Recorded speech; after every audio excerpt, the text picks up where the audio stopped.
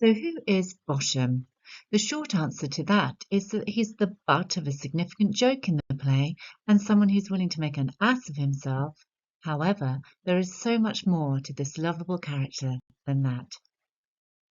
He's one of the mechanicals, a group of skilled workmen, and they've gathered in Act 1, Scene 2 to rehearse a play which they plan to put on to mark the Duke's wedding to Hippolyta.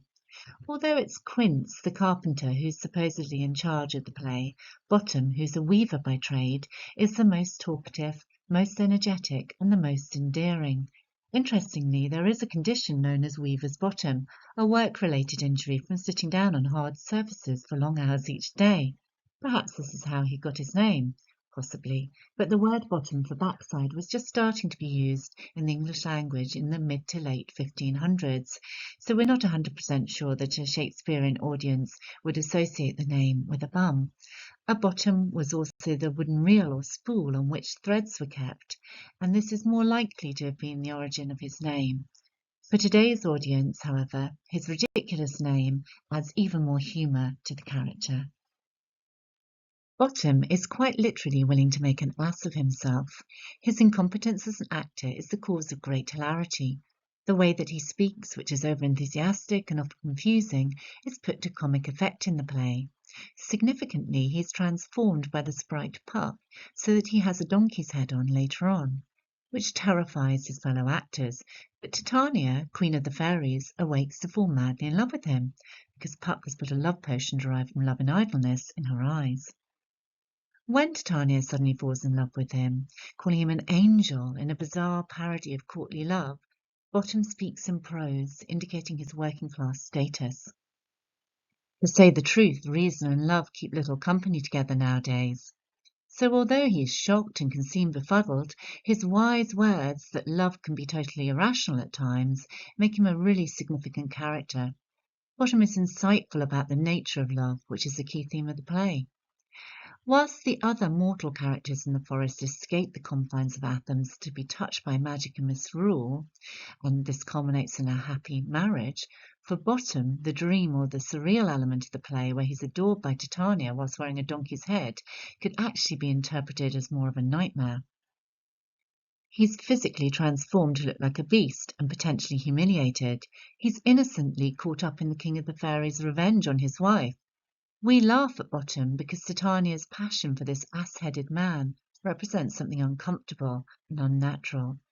Titania is immortal, aristocratic, beautiful and graceful, whilst Bottom is mortal and fallible. In fact, he's common, clumsy and grotesque at times. It's an extraordinary union that could only have happened under the influence. However, Bottom, as the only mortal in the play to meet the fairies, seems to cope admirably with their strange world, perhaps indicating that it's like the world of the theatre, fantastical, and that as he's an imaginative or artistic soul, he's able to cope with the dream. What's lovely about Bottom is that whatever is thrown at him, he is slightly confused, but never bitter or vengeful.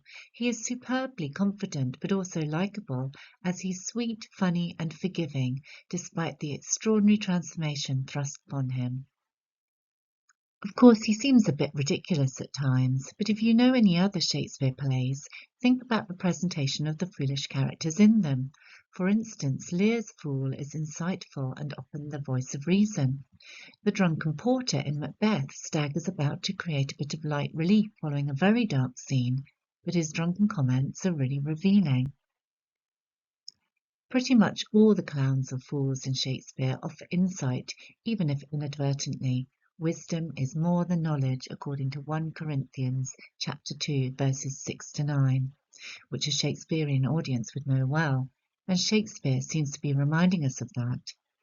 The critic S.A. Markham thinks Shakespeare seems to have had a penchant for creating working-class characters that are much more intelligent than their betters. And Harold Bloom writes, Bottom is Shakespeare's everyman, a true original, a clown rather than a fool. He's a wise clown. Look closely at Bottom's lines as you read or listen to the play, as we learn a lot from him. Let's look closely at Act 1, Scene 2, where we first meet Bottom.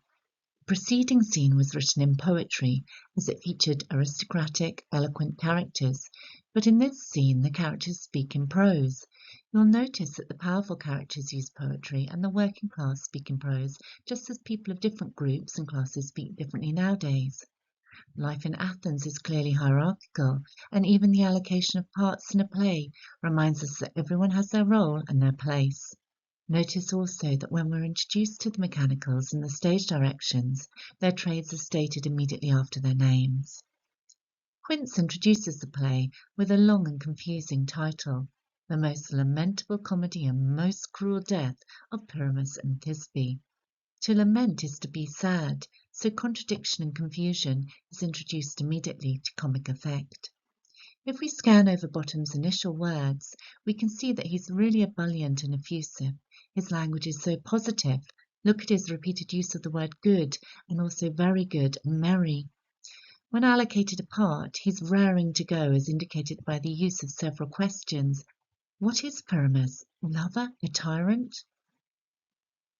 In line 20, Bottom echoes Hermia's reference to the tempest of mine eyes in the previous scene, when he immediately proclaims that he will move the audience to tears. Let the audience look to their eyes. I will move storms. We can only admire his enthusiasm to get started and really affect his audience. He offers to play all sorts of parts, such as Hercules, and his enthusiasm is shown when he breaks into clumsy poetry with highly alliterative lines to provide an example of his great skill. Clearly, Bottom has great confidence in his own ability, and when Flute doesn't want to play a lady, Thisbe, because he has a beard coming, guess who's keen to take on that part too? Bottom, of course, although he's denied that pleasure despite quickly giving an impromptu audition in a woman's voice. Unperturbed, he soon insists that he ought to play the role of a lion. I will roar that I will make the Duke say, let him roar again, let him roar again. The use of anaphora and the exclamatory here emphasizes his enthusiasm. When the other players complain that such a noise would frighten people and get them into trouble, Bottom immediately changes his tune to proclaim that he would actually roar as gently as a dove or a nightingale, and both these similes are clearly ridiculous.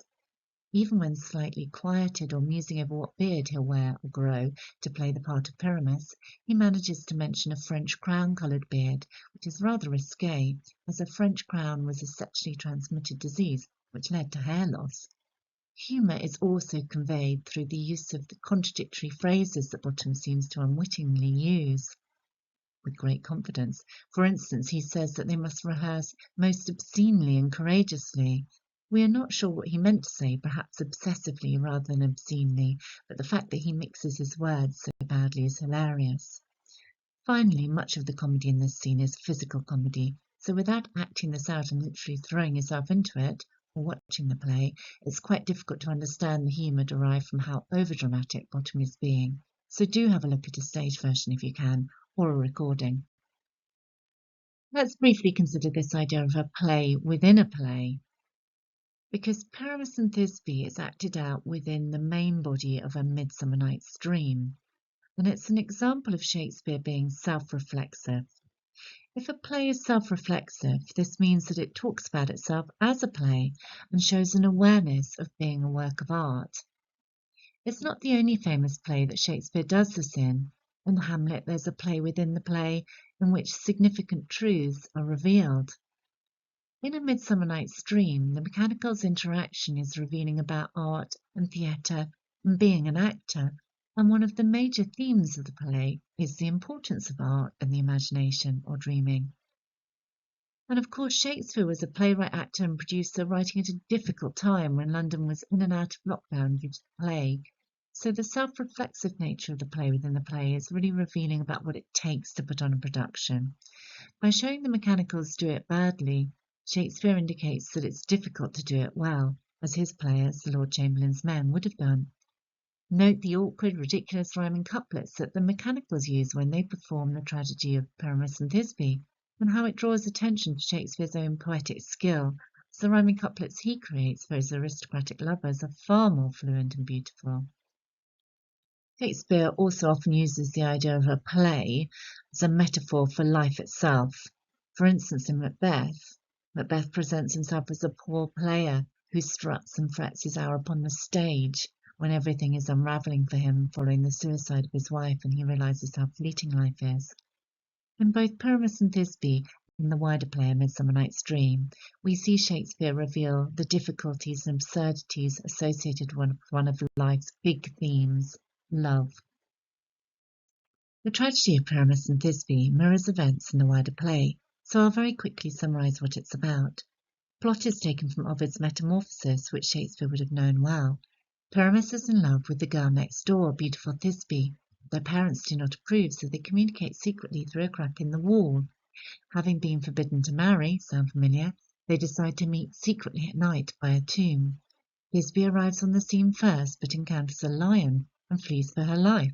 In her panic, she drops her cloak, so when her admirer Pyramus arrives soon after and encounters the lion next to Thisbe's cloak, he is devastated and assumes that she's been killed. Driven mad by grief, he stabs himself, and not long after Thisbe arrives back on the scene, finds his body and stabs herself. So if you know Romeo and Juliet, you'll see the plot is very similar, and we think that Shakespeare was writing Romeo and Juliet at the same time as he wrote A Midsummer Night's Dream in 1598.